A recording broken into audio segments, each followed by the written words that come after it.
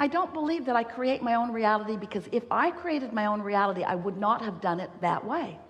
And we say, we didn't say you did it on purpose, we said you did it. Most people are creating their own reality by default. Most people are creating their own reality by their observation of things that are around them. So they're just continuing to perpetuate what's around them, which is nice if you've got a good thing going, because you just observe the good thing you got going, and more good things you got going, get going more. But there is a way of controlling, but it's early stages kind of stuff. Esther will never forget her first awareness of the hills in San Francisco. She could not believe people were actually crazy enough to live on those hills, and even more, drive up and down them. She couldn't believe it. Imagine being at the top of one of those hills. You've got your car, you're behind the wheel, and just for fun, you decide that you will see what happens. So you take the car out of gear, and you take the parking brake off, and you get out and you stand behind the car, and just to see what will happen, you push it just a little bit. And it begins to move ever so slightly in the beginning toward the bay below. And then you realize you know what's going to happen, because you've been around for a while. So you stand out in front of your car and you let it bump up against you, and the momentum subsides. It was simple and easy to do in the beginning. But you would not want to be at the bottom of that hill stopping that momentum. And yet that's the way so many people attempt to control their experience. They pay no attention to the way they feel, so they're not getting early indications of what their momentum is. And they allow their momentum to get going until it begins manifesting in ways they don't want, and then they decide to do something about it. But the thing about that is, when you know what you don't want, and so you step forward in order to do something about this thing that you don't want to happen, what happens is, without even meaning to, you activate more of what you don't want to happen in your vibration. And as you activate more of what you don't want to happen in your vibration, more of what you don't want to happen happens, because law of attraction says that it must be so. So we want to help you to understand that yes, you create your own reality, and yes, you can control the vibration that you're offering, and yes, if you do it in the early stages of momentum, it's easier. The thing we most want you to understand is that while you are sleeping, your momentum subsides. So every morning when you awaken, you have the opportunity to begin the momentum the way you want it to begin. You can send it off in the direction of your desire. Sometimes, usually, often, every morning when you wake up, we're so funny. When you wake up in the morning, often you begin the thought process from where it was before. It's sort of like reorienting yourself. Oh yeah, here I am. Esther quite often is wondering where she is when she wakes up. Bathroom is hard to find when it's in a different place every day. So you wake up and you orient yourself about where you are. And then you usually begin the activation of the things that were going on yesterday, which means there is a continuum from day to day that doesn't change, but it could if you wanted it to. And these are some of the things that we want to visit with you about today. We want you to leave here knowing for sure that you do create your own reality, because you do emit a signal, and because law of attraction responds to the signal, and that things that then match that signal are then realized by you. We want you to leave here today knowing that you are a transmitting and receiving mechanism, and that the thoughts that you think you're thinking are thoughts that in some cases you are projecting, but in most cases you are receiving, because there are not original thoughts. Now there are too many thoughts have been thought. There is too much momentum in the thinking. The evolution of who you are is so far down the road. You are pure positive energy. You are genius creators in these magnificent bodies. You are here creating your own reality with great reason and purpose. And the momentum that has come before is this wonderful ride that is carrying all of us forward, forward, forward. So you are not thinking new thoughts, but you are choosing the direction of the thoughts that are being received by you. Just like tuning your dial. Esther listens to Pulse Radio. She really likes the variety that is there. She has a lot of preset buttons in her cars, and every now and again she just pushes another button and pushes another button and pushes another button, but she's pretty sure of generally what's going to come. She's choosing in some ways a little bit of momentum with lots of options to make new decisions along the way. And that's the thing that we want you to understand. You've got a lot of preset buttons, and some of them are serving you really well, some of them not so well. Esther was thinking the other day, I know I have a lot of beliefs. There are a lot of things that Jerry and I discovered together about our life, about our work, about the world. She said, I wonder if I've got beliefs that are not serving me, that I just keep carrying forward because it's the habit. And so she started then evaluating this situation through the beliefs that she held, because it's quite easy to get set in your ways, isn't it? It's quite easy to decide, well, that always means that, and that always means that. It is easier to have policies. It is easier to be set in your ways. It is easier to have decided things. But you didn't come as a regurgitator. You didn't come to accept a bunch of rules or requirements or regulations or beliefs that others have established. You didn't come just to accept them and focus upon them and prove the validity of someone else's beliefs. You are the creator of your own reality. You came to prove the validity of your beliefs. You came to allow the universe to show you, first of all, your worthiness, your deservability, your blessedness, how you are loved. First, that's what you came to remember. And next, you came to utilize this time-space reality with all of its variety, all of its contrast, all of its pieces and colors and textures, all of the deliciousness of this time-space reality. You came to use this palette of sight and sound and feel and taste. You came to experience your version of all of this as a creator, not as an observer. As a creator, not as a regurgitator. As a creator. So, we are eager to talk with you about anything that matters to you. Nothing is off limits. You will discover the perfect unfolding of this day. Esther was thinking about you as she was getting ready to come and play with you. And she was thinking about the momentum of your lives.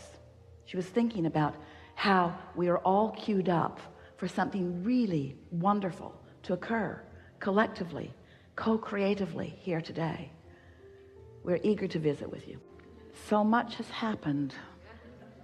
We're in such a good place. Let's not mess it up. Let's take the momentum that we've already established and let's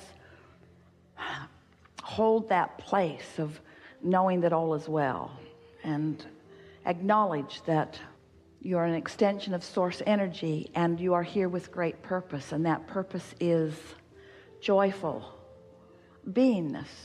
That purpose is discovering a way to let the natural resources of well-being flow to you through the details of your preferences.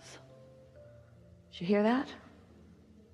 The resources of well-being flow to you through the details of your important preferences. You've been sifting and living and identifying your important preferences, and not one of your preferences has gone unnoticed or untended to. Who you are and what you want in detail beyond our ability to find verbal description exists in your vortex, in your vibrational reality. And now it's your work to create somehow, you're going to have to figure it out, a vibrational atmosphere, a mood. You are the creator of the mood that allows you the realization of the unfolding of all of these preferences. And you've put enough there to keep yourselves happily discovering for 20 or 30 lifetimes. It's such an abundance of magnificent detail that you have defined and that you still continue to define. If you can Stop comparing yourself to others and no longer feel a need to defend your position or to justify it or to rationalize it, to be righter than this person. The other day, someone delivered the most beautiful bouquet of flowers to Esther at her new house. And someone was there with her when they came. And the flowers were so big and so heavy. It was hard to get them to the place she wanted them to be, but she managed it. And, oh, they're so pretty. And then she clinked on the vase and she said to this person, yeah, that's a glass vase. And the person said, no, it isn't, it's plastic. So Esther took her ring, clinked it. No, that's glass. It's glass. No, it's not, it's plastic.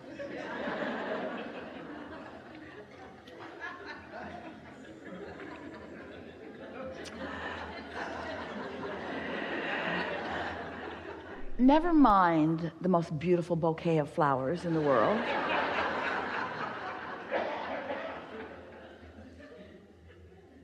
This vase is glass. No, it isn't. It's plastic. And Esther used all of her restraint to just not drop it on the floor. Because it felt really important that this person understand the rightness of Esther's assumption. It is glass, but so what? So what? Does it really matter? Apparently so. Does it matter? Your life has brought you to assumptions. Your life has brought you to policies. Your life has brought you to decisions. And you want to defend them, and we want to ask you why. Why do you need to defend your positions when there's only one truth that you need to remember, and that is you are blessed beyond verbal description, and source energy is flowing to you constantly, and everything that you have ever wanted is available to you. All you got to do is love yourself enough to stop arguing for your limitations, to stop justifying and defending and rationalizing. You got to give up the idea of earning it and accept that it exists, you see. Because in the belief of your unworthiness, there is effort that you're applying that is blocking the stream of well-being that is around you at all times. And that is why you don't feel good. It's why you have negative emotion. It's why you have a headache. It's why you get sick. It's why life isn't fun. You got to look for joy where it is, where it's easy to find, and then watch what happens next. We want to say to you that you are loved. But more than that, we want you to hear it and know it when you hear it. We want to say to you that you are loved in the purest form, but words don't teach. You have to let the universe show you how loved you are.